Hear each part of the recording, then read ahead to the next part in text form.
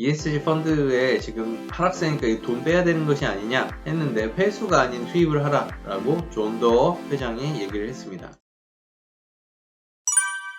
안녕하세요. 송준호의 생활 ESG입니다. 네, 오늘은요.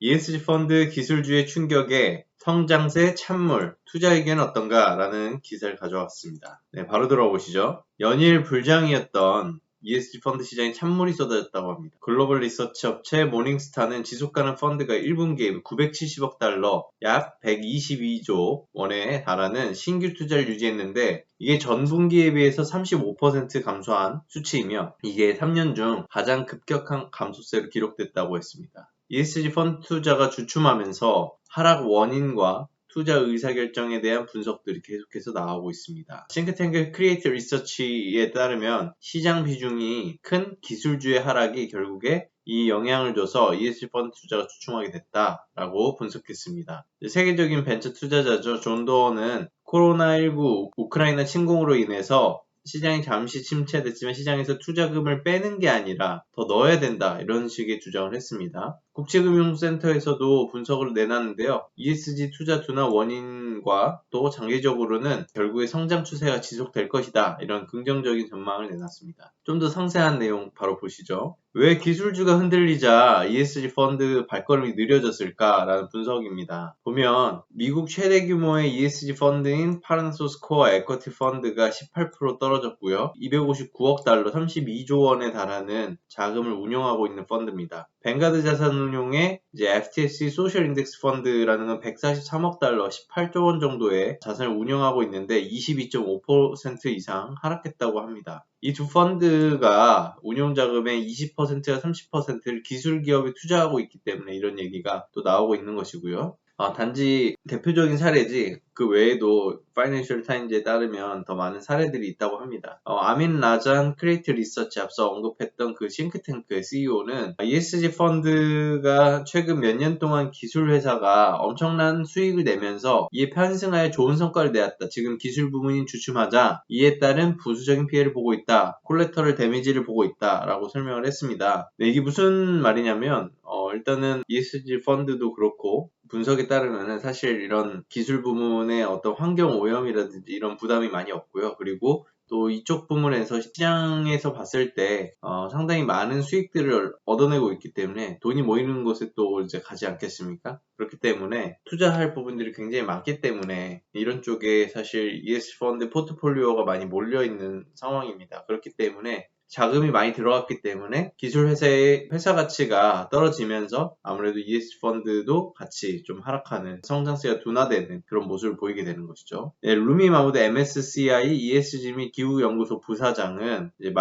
마이크로소프트가 ESG 10대 펀드에 꼭 들어간다. 그리고 구글의 모회사인 알파벳과 애플도 같이 자주 등장한다 라고 했습니다. 최근에는 에너지 위기로 석유가스 기업들 주가가 조금 올라갔죠. ESG 포트폴리오에서는 이런 기업들은 당연히 비중이 작습니다. 이런 시장 상황에 맞춰서 아무래도 ESG 펀드의 성장세가 둔화된 것으로 보입니다. 이 루미 마무드 부사장은 펀드 자체의 문제라기보다는 시장 전체 문제에 기인한다. 방금 말씀드린 것처럼 이런 내용을 얘기를 했고요. 펀드 시장 가치에 따라서 큰 회사의 자금을 더 할당한다. 아까 말씀드렸듯이 이제 IT 기업이 돈 많이 벌고 회사 크니까 여기에 더 할당한 돈을 더 많이 넣는 것이죠. 이제 부사장의 발언 ESG 펀드가 아무래도 방금 말씀드렸던 것처럼 거기에 돈이 많이 들어가서 기술기업 성장이 떨어지면서 펀드 수익이 동반 하락했다라는 내용을 이제 얘기를 했습니다. 그렇지만 이제 ESG 펀드가 지금 슬럼프라고 얘기를 하지만 오해하면 안 될 것이 이제 전체 시장과 비교했을 때는 성장세가 꽤나 높다고 합니다. FT에 따르면 우크라이나 전쟁, 높은 인플레이션, 금리 인상과 같은 이런 시장의 부정적인 영향 그리고 우려로 인해서 현금 흐름이 73% 감소했는데 ESG 펀드 같은 경우에는 지난 3월 운용 자산만 2조 7,700억 달러 약 3,502조 원으로 그 2019년도에 비해서 3배 늘었다고 합니다.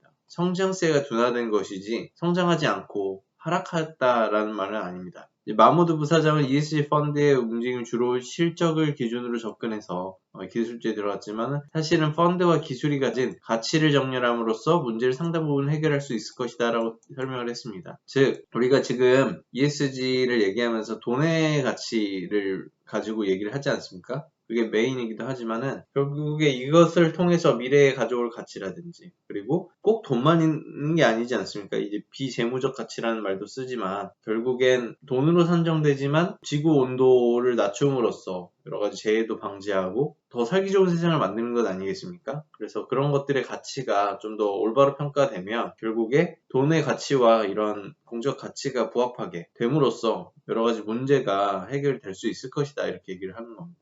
그 다음에 ESG 펀드에 지금 하락세니까 돈 빼야 되는 것이 아니냐 했는데 회수가 아닌 투입을 하라 라고 존 도어 회장이 얘기를 했습니다.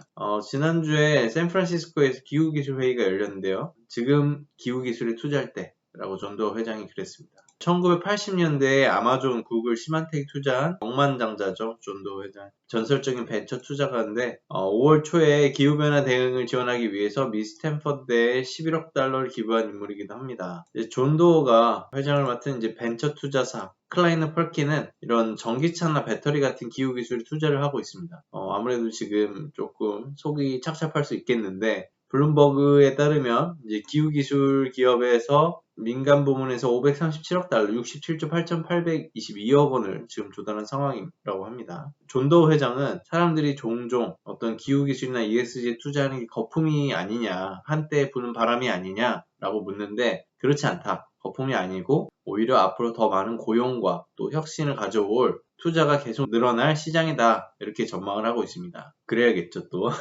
그러니까 이렇게 투자를 하기도 하고 또 현재 시장이 코로나19가 그리고 또 공급망 문제, 석유 생산의 급증을 일으킨 이런 우크라이나 전쟁으로 인해서 시장이 혼란을 겪고 있다. 그러니까 이렇게 다운이 되고 있다라고 하는 건데요. 투자자가 이 부분에서 자금을 회수하려고 하는데 오히려 지금 더 많은 자금을 투입하라는 시그널이 나온다라고 주장을 했고요.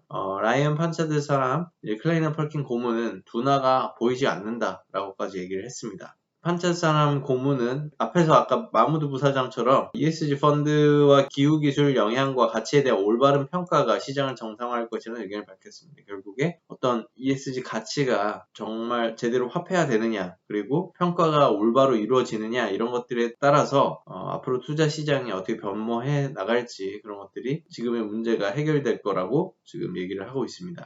네, 그래서 어떻게 되느냐? 우리나라 이제 신수리 국제금융센터 연구원이 보고서를 냈습니다. ESG 투자 둔화 배경 및 전망 보고서인데요. 둔화되는 원인이 일단 수익률이 지금 아까 말씀드렸듯이 부진하며 ESG 자체가 너무 막 사람들이 뜨겁게 보다 보니까 ESG 펀드는 무조건 수익이 날 것이다 라는 그런 고평가 부담 그리고 ESG 채권 발행에 대한 이런 앞서 말씀드렸듯이 우크라이나와 같은 그런 시장 환경의 악화, 또 ESG 평가 기준에 대한 회의론이 있습니다. ESG 평가사 난립이라든지 기준에 대한 신뢰성 문제가 계속해서 제기되고 있는 상황이죠. 자, 그래서 우크라이나 전쟁이 에너지, 방산업종, 앞서 제가 전에 기사 한번 썼었죠. 이제 EU의 소셜 텍소노미, 그린 텍소노미가 있고 소셜 텍소노미가 있지 않습니까? 무엇이 사회적 투자이냐, 책임 투자이냐, 무엇이 공익적인 것이냐를 규정하는 그런 분류체계 텍소노미가 소셜 텍소노미도 EU에서 나왔습니다. 그거 나오면서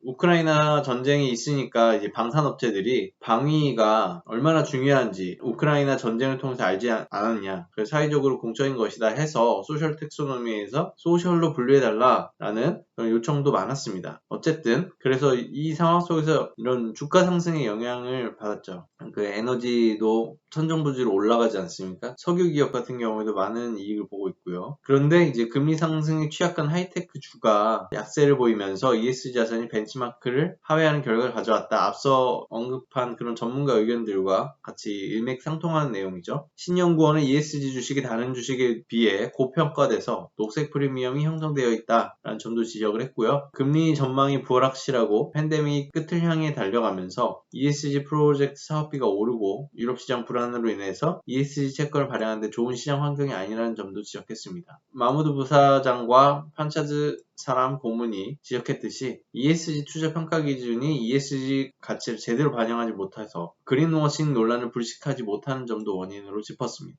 부정적 시장 환경이 지속되면서 당분간 ESG 투자가 예전처럼 활발하지 않을 가능성이 있다고 분석을 했는데요. 다만 지속 가능성 관련 제도가 일정 수준으로 정착이 됐고 또 소비자와 사회적 책임에 대한 인식이 증대돼서 장기적으로는 ESG 투자가 견고하게 성장할 것이다. 이렇게 긍정적인 전망을 내놨습니다. 네, 실제로 최근에 그 ESG 회의론들이 많이 나오고 있죠. 이제 일론 머스크는 아마 아시다시피 ESG는 사기다 이렇게까지 얘기를 했고요. 하지만 이 의견들이 지금까지 우리가 정말 ESG, 지속 가능성에 관련해서 정말 많은 논의들을 해왔고 또 많은 표준들을 만들었고 많은 규제들을 만들어 왔지 않습니까? 이런 것들이 기반이 돼서 앞으로 이 두나셀을 넘어서 더욱 성숙한 ESG 투자가 벌어지지 않겠느냐라는 분석이 있고요. 실제로 저희 기사들도 많이 나왔는데요. ESG 기준 사용한다 한 문장 적었다가 19억 원 과징금을 냈다. 이런 기사도 있었습니다. SEC 증권거래위원회가 BNY 멜론이라는 수탁은행, 세계 1위 수탁은행이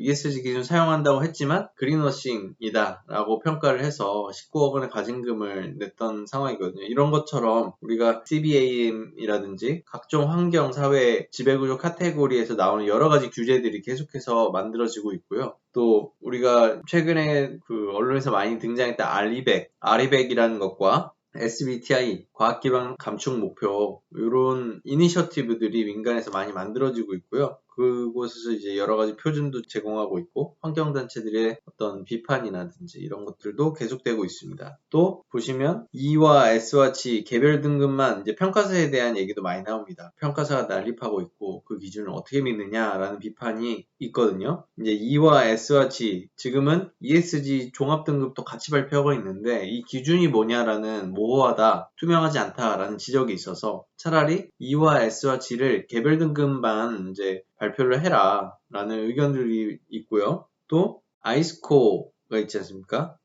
아이스코가 이제 금융 규제 당국인데 평가사에 관한 문제를 계속해서 지적해 왔습니다. 평가사에 대해서 관리 감독이 필요하다. 정확한 규제가 있어야 되고요. 기준과 규칙과 표준을 통해서 평가사들이 어느 정도 수준의 평가를 할 수 있고 그 투명성이 보장되도록 하여서 이제 책임과 신뢰성을 제고하겠다. 이런 내용이 있습니다. 앞서 언급했던 그 전문가들도 제 첫 번째 기사에서 계속해서 이 평가 기준이라든지 ESG 가치가 정확하게 이제 부합해야 된다. 정확하게 평가가 되어야 된다 하고 있죠. 그래서 이런 것들이 계속해서 우리가 지금까지 해왔던 그 기반 위에서 더 쌓아 나가지 않을까 싶습니다. 근데 실제로 보시면 저희 편집장님 칼럼인데요. 언론에서도 조금 시들한 것 같습니다. 보시면은 이제 작년에는 ESG 관련 기사가 하루에 400에서 500건 정도가 나왔습니다. 우리 국내 언론에.